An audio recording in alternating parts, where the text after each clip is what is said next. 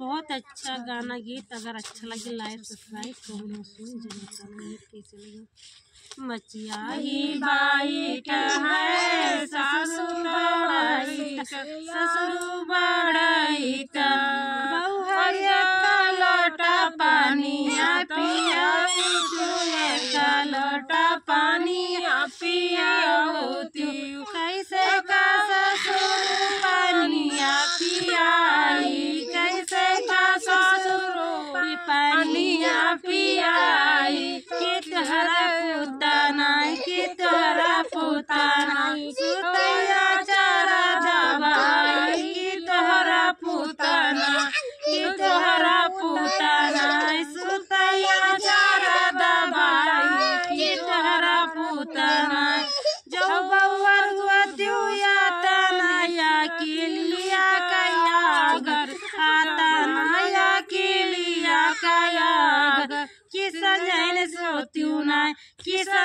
सोत्यूं ना या चारा छोड़ाई कि संजैन सोत्यूं ना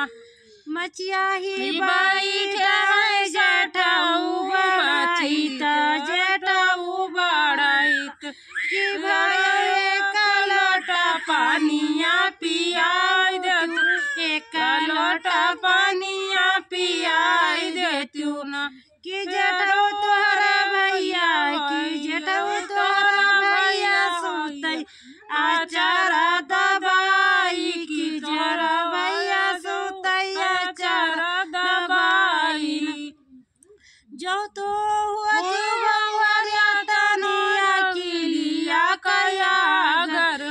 तनया की लिया कयागर संजई न सुतिवा चारा छोड़ाई संजई न सुतिवा चारा छोड़ाई मचियाई बाइट है देवरू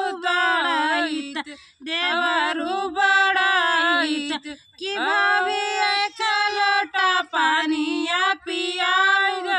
एक लोटा पानिया पियाई देतू ना कैसे का देवरू पानिया पियाई कैसे का देवरू पानिया पियाई कि तोहरा भैया ना